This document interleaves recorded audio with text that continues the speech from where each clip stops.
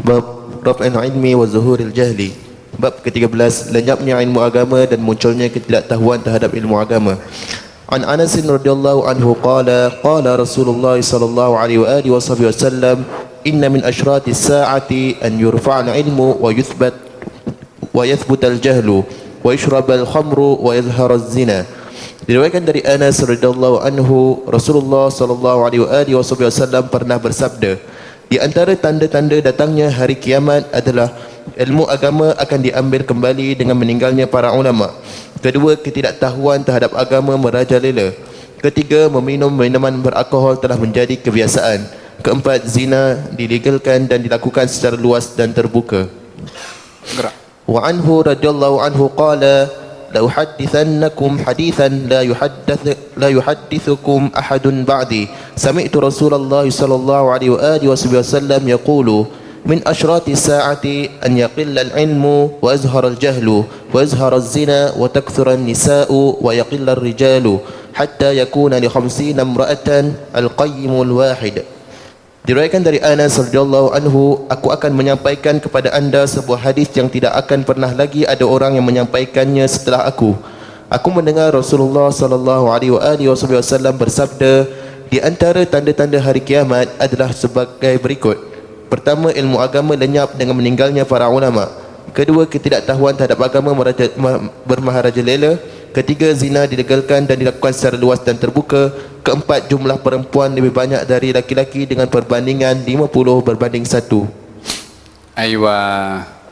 Bab diangkatnya ilmu dan zahirnya kejahilan.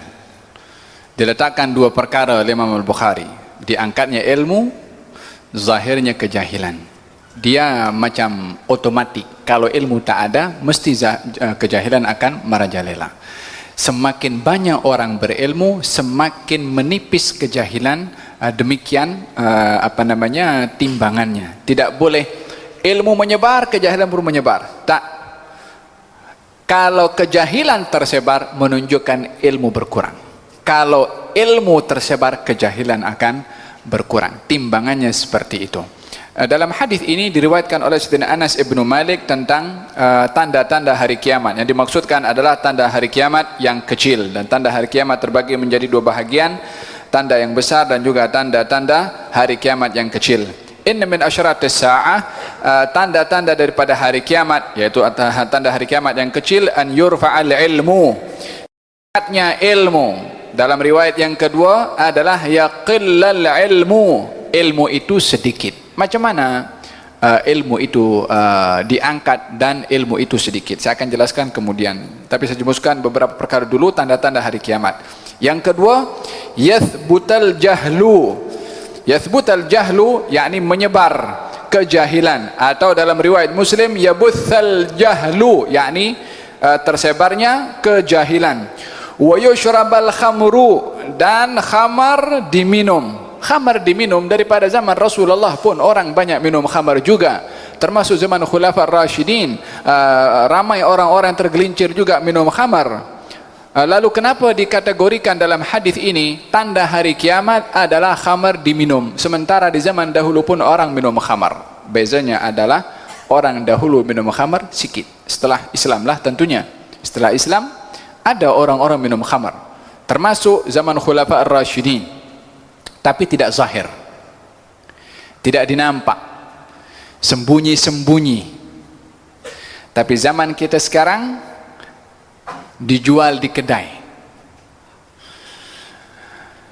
Yushrabul khamru, orang minum arak sudah tidak lagi bersembunyi. Kalau dulu orang minum arak bersembunyi.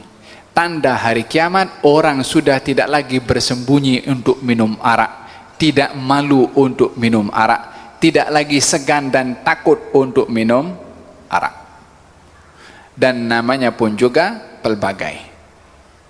Namanya entah apa, kata baginda Rasulullah, tanda dan hari kiamat juga adalah khamar ini diberi nama dengan nama selain khamar.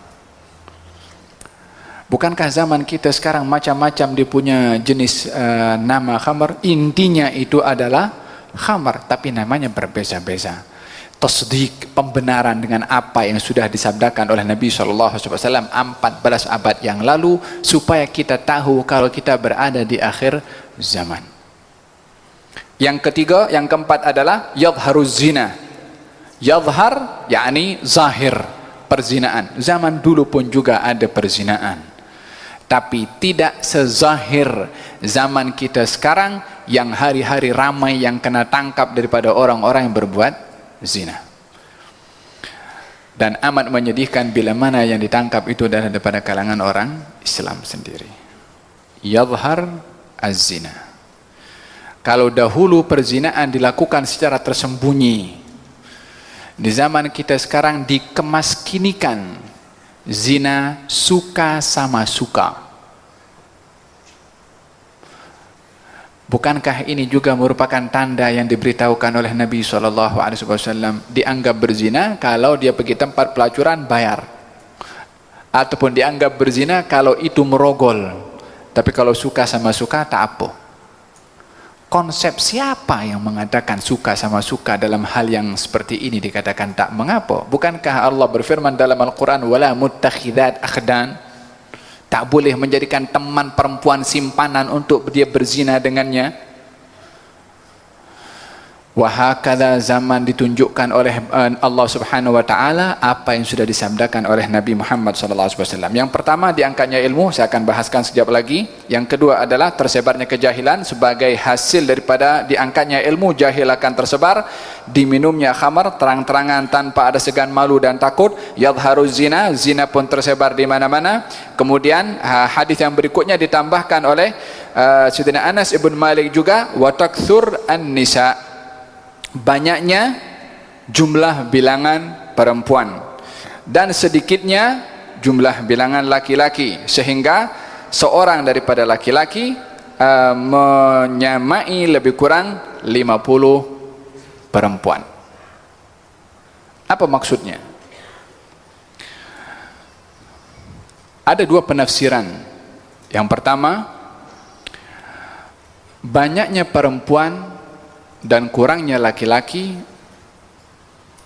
dengan bilangan jumlah 1 banding 50, itu adalah secara hakikat memang akan sampai kepada suatu peringkat 1 laki banding 50 perempuan. Walaupun di zaman kita sekarang realitinya pun laki-laki lebih kurang berbandingkan jumlah bilangan perempuan, dan itu bukan hanya di sini sahaja, tetapi di mana-mana tempat yang lain, baik daripada segi kelahiran yang lebih banyak perempuan berbandingkan laki-laki. Ini bukan menunjukkan apa-apa pertanda yang buruk, akan tetapi ianya adalah hanya sekedar tanda hampirnya hari kiamat, jumlah bilangan perempuan lebih banyak berbandingkan kepada laki-laki. Pandangan yang kedua adalah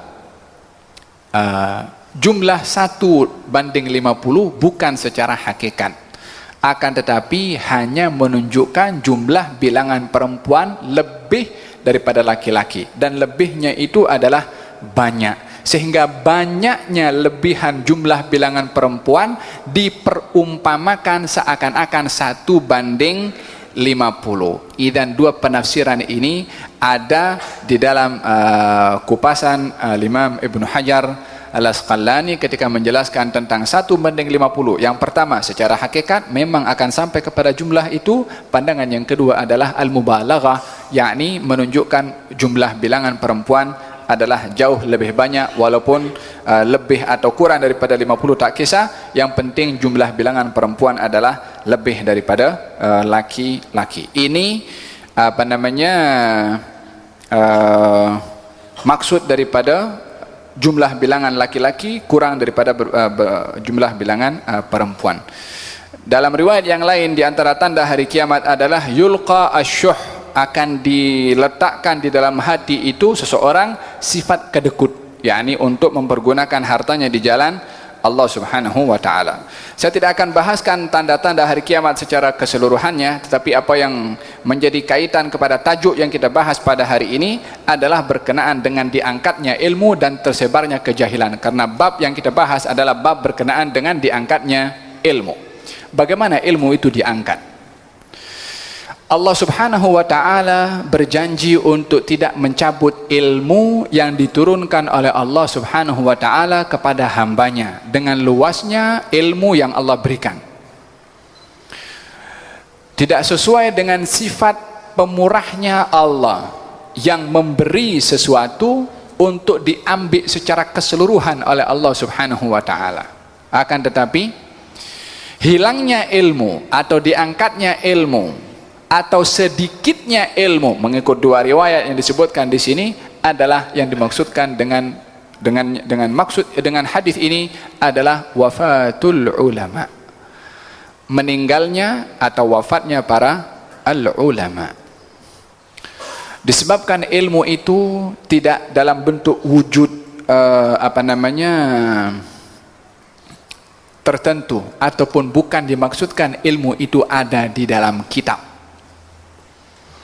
Kalau ilmu itu akan kekal selamanya dengan disimpan dalam bentuk kitab, lebih-lebih lagi sekarang lebih canggih, dalam laptop kita boleh simpan puluhan ribu buku.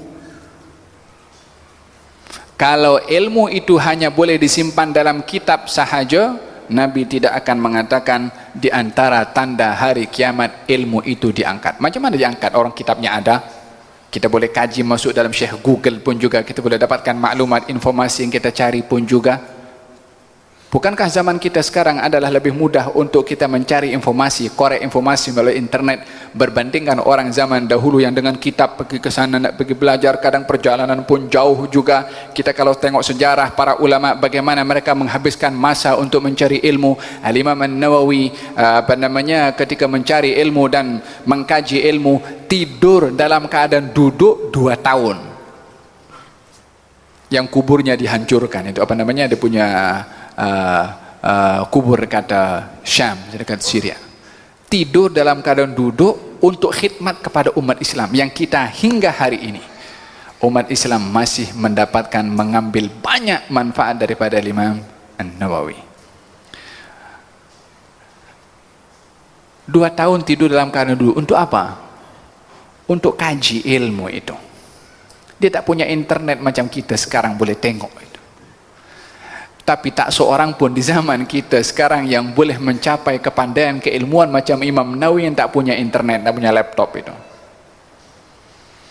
Idzan ilmu diangkat adalah bukan disebabkan karena kitab dijaga. Kitab sebagai dalil, penunjuk untuk sampai kepada orang berilmu nak paham ini kitab.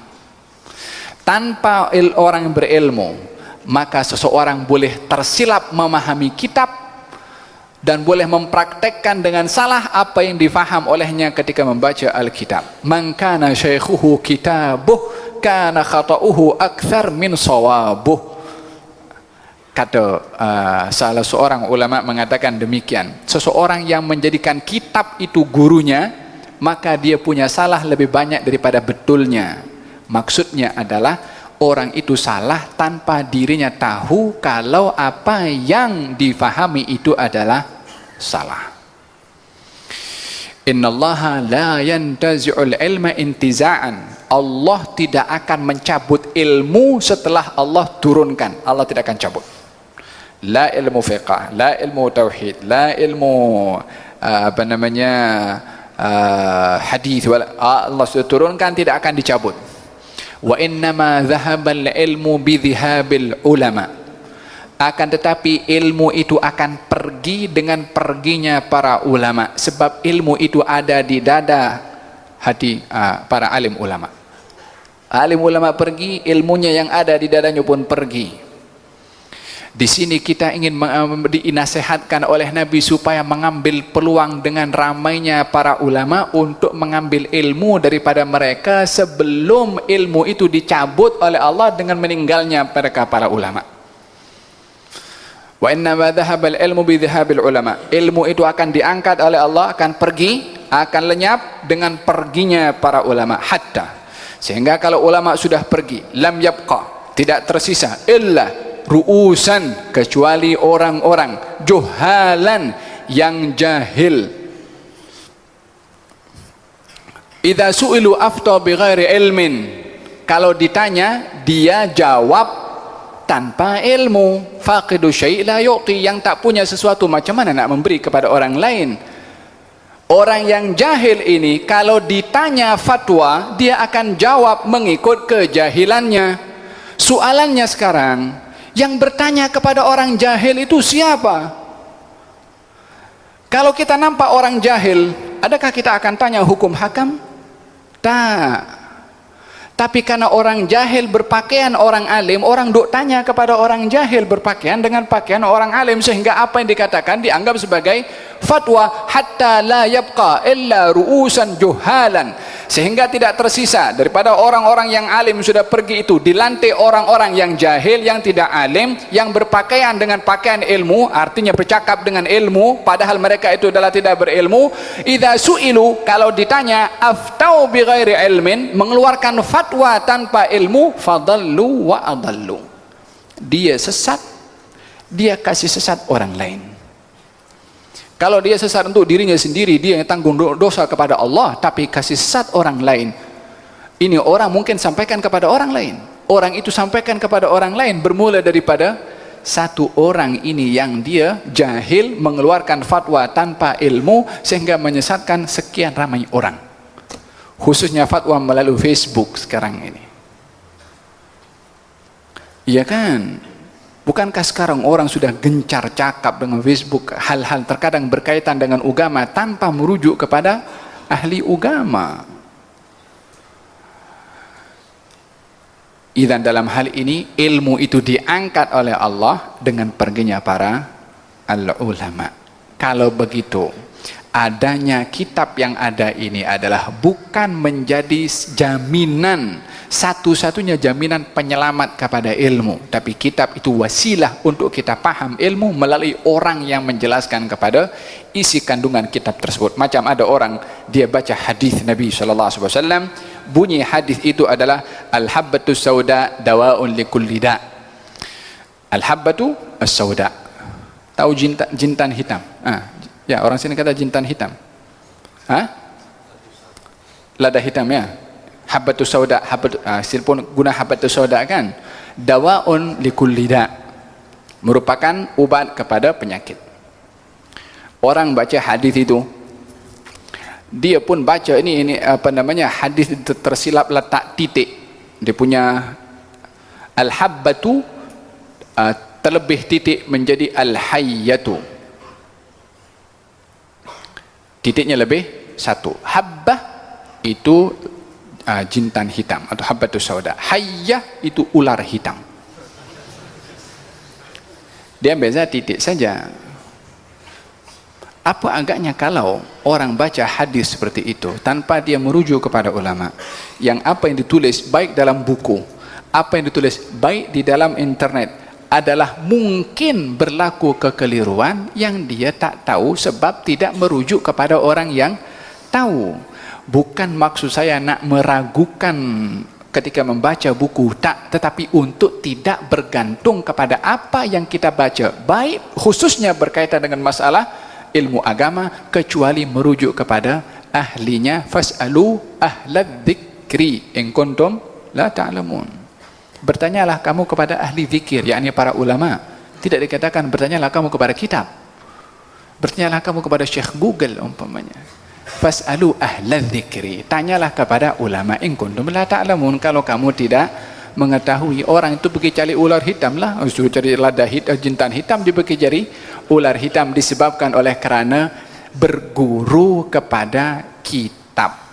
Kitab ini jadikan panduan, baca, rujuk kepada orang yang mengerti supaya paham maksud penulis kitab itu apa melalui guru yang menjelaskan kepada Allah Subhanahu wa taala. Mampu turunkan Quran, khalas, ini Quran selesai. Buat apa Nabi nak explain pula isi kandungan Quran kalau bukan tujuannya supaya orang itu apa namanya merujuk kepada guru untuk memahami Al-Quran. Allah Subhanahu wa taala turunkan Quran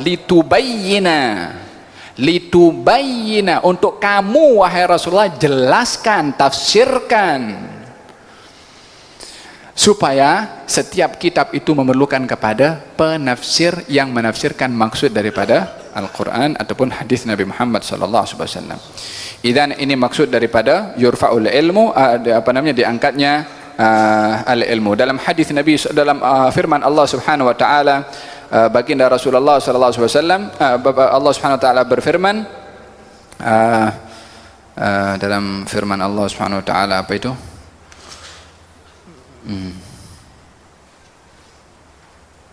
Awalam yarau anna na'til arda nanqusuha min atrafiha. Tidakkah kamu melihat wahai Rasulullah Muhammad bahwasanya kami Allah mendatangkan kepada kamu bumi, yakni diberikan kemenangan demi kemenangan oleh Allah Subhanahu wa taala untuk Rasulullah. Kemudian nanqusuha, kami kurangkan bumi itu. Kami kurangkan bumi itu. Bumi dikurangkan daripada penghuninya oleh Allah. Bumi dikurangkan penghuninya oleh Allah. Antara kewafatan dan kelahiran, mengikut ihsaiyat perhitungan itu, mana lagi ramai? Wafat atau orang lahir? Lagi banyak mana? Banyak kelahiran. Lalu kekurangan di mana? Di situ maksud Allah mengatakan nangqusuha min atrafiha, kami kurangkan bumi ini daripada penghuninya. Maksud dikurangkan penghuni ini adalah diwafatkan ramai para ulama. Seakan-akan bumi ini tanpa ulama tidak seimbang.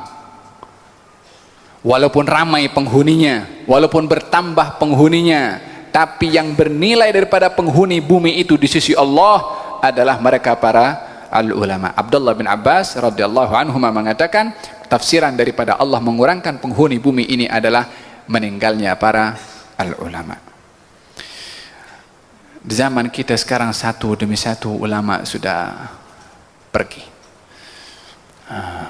Mudah-mudahan yang ada ini dikekalkan oleh Allah, beri panjang umur, dan mudah-mudahan kita diberikan oleh Allah peluang untuk mengambil manfaat daripada mereka as-sadiqin al-mukhlisin insyaallah.